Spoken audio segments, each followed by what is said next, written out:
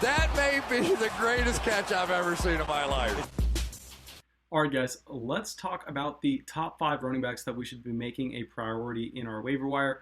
Last week, I made this video and I kind of talked more general. I did not go through and specifically rank these guys, and I got a lot of great feedback.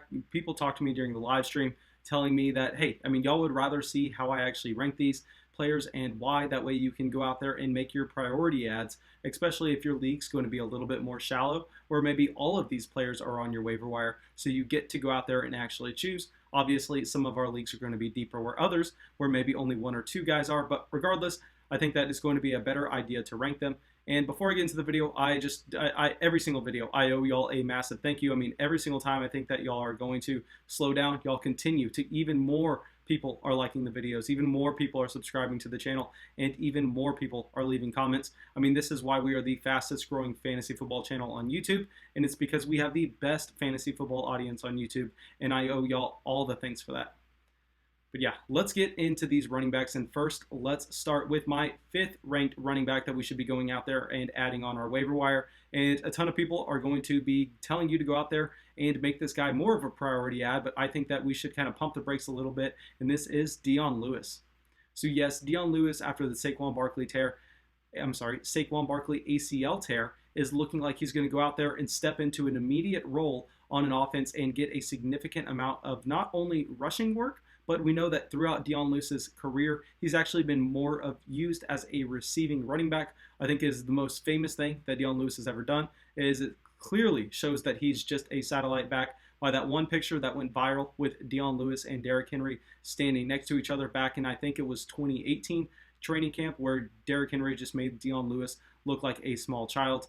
And while I'm not necessarily using this picture whatsoever to go out here and say that's why we don't want Dion Lewis in fantasy football, that would just be silly. But I think that we should kind of acknowledge that Dion Lewis may be stepping into an immediate role, but regardless of how much opportunity is left in this offense, Dion Lewis and his small stature is only going to be able to handle a certain portion of it, and really we cannot expect Dion Lewis to ever come into any offense, regardless of what the situation is, and transform himself into a 3-down running back, because that's just not who he is. And that's why I think a lot of people are going to go out there, they're going to just be a little bit over aggressive with Dion Lewis. They're going to be cutting players that they should keep on their roster. They're going to be over bidding in their fab budgets.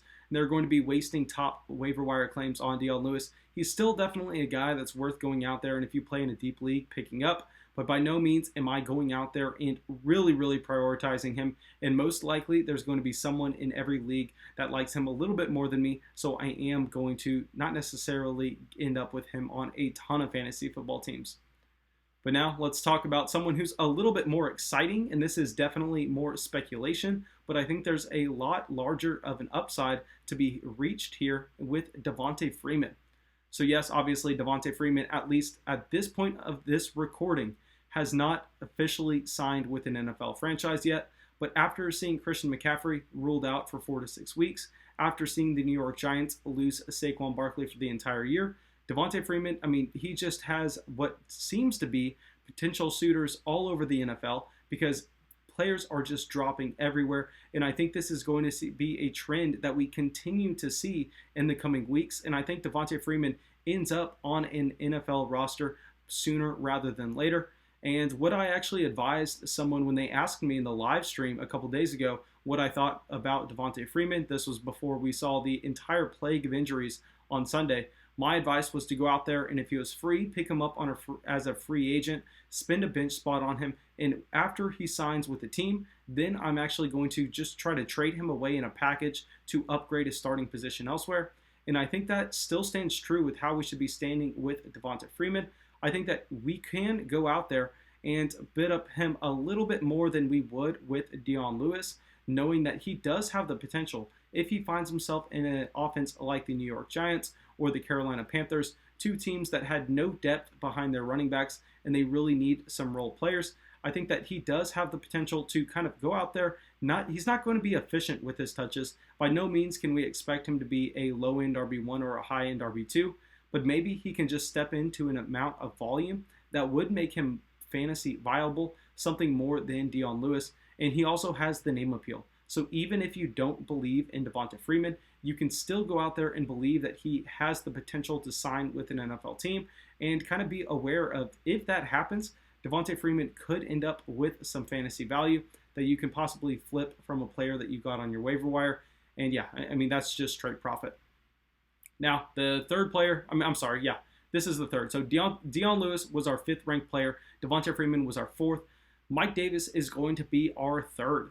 So with Mike Davis, I mean, just everything here, I think I'm actually a little bit more excited about the Carolina Panthers offense with Mike Davis than I would be with the New York Giants with Dion Lewis, because I think Mike Davis has just a smaller chance of actually reaching that 3-down workhorse potential. And by workhorse, I mean just someone that's going to be available on all 3 downs. He could get the goal line work as well as some passing game work, which is not necessarily in the range of outcomes for Dion Lewis just because of his size. But yeah, I mean, by no means does Mike Davis have RB1 potential. I mean, not like the other 2 guys on our list that we are about to get to, but he's still a guy. I mean, if you lost Christian McCaffrey or if you lost Saquon Barkley, I think Mike Davis could slide into your RB2 spot on your roster if you are really, really struggling to find someone. And then potentially he can put up RB3 numbers. And yes, I mean, obviously it's going to be hurting you if you get RB3 production and your RB2 starting lineup spot. But I think that is going to be able to be better than other options that you can find around the league. And if Mike Davis does pop, I mean, he does also have trade appeal just because he's going to be stepping into an immediate role with a significant amount of projected volume. But let's stop talking about the boring running backs. Let's get to some exciting guys. And Daryl Henderson is our number 2 waiver wire pickup. This is going to be higher than other people have him. But I mean, y'all know. I mean, if y'all been watching the live streams, I was really off of Malcolm Brown in week 2. And overall, I mean, it seems like anybody that went out there and asked me about a Malcolm Brown trade, I took the other side, because I was of the opinion that Malcolm Brown was going to be in a touch squeeze from Daryl Henderson and Cam Akers. And that's exactly what happened. Cam Akers came out in the first 3 carries and just dominated the touches for this team. I mean, through 3 carries, but then ended up getting hurt. We don't know how long he is actually going to be out. But then the backfield really went to Daryl Henderson. I mean, Malcolm Brown got some work, but he's definitely just the 2-down grinder. And Daryl Henderson is going to be getting all the touches that really translate to fantasy production, such as receptions. And on top of that, he does have the athleticism to go out there and break off big plays. I mean, this was a player that was going in the 5th round of fantasy football drafts last season when we thought that Todd Gurley's arthritis was really going to hold him back. And Daryl Henderson was selected in the 3rd round by the Los Angeles Rams. And I mean, I think this player still has the talent. I think it just took him a little while to get adjusted to the NFL level, because the run blocking scheme that the Los Angeles Rams run is the complete opposite of what goes on down in Memphis where he played college. And we saw in week 2 that Daryl Henderson is acclimated to this offense. He actually went out there and made some pretty spectacular plays. So if we see Cam Akers miss a couple weeks, I think that Daryl Henderson, out of this entire list of running backs, is going to have the highest, ceiling, because he is a guy that can go out there and can get 3-down touches. And yeah, that's something you want on your fantasy football team.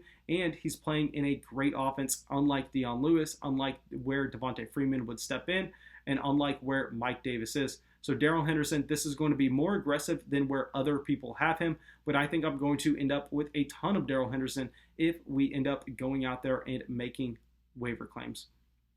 Okay, our number 1 waiver wire priority, and y'all are going to laugh at this, and y'all are going to tell me I'm stupid. Y'all are probably going to turn off the video because nobody else is going to have him this high, but Jerick McKinnon.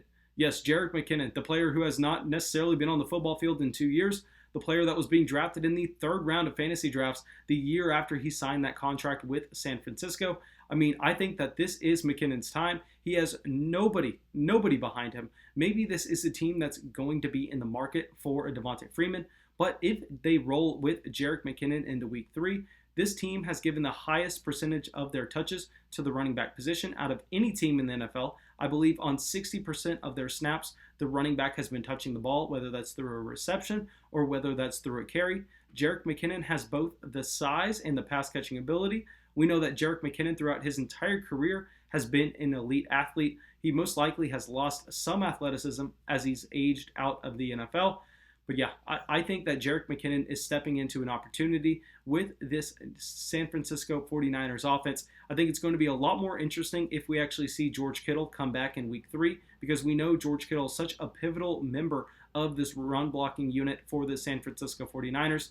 But yeah, Jerick McKinnon, my number 1 running back waiver wire pickup. He's going to be the more efficient player in a better offense than Dion Lewis. The only difference is you're only going to be able to use Jerick McKinnon to about 1 to 2 weeks. Dion Lewis, you're going to be able to, I don't think you're going to be able to use him a single week. I know some people are going to make the argument that you're going to be able to use him the rest of the season. But yeah, Jerick McKinnon, our number 1 waiver wire running back target. Now, thanks guys. I really hope y'all enjoyed the video. I really hope y'all got something from it.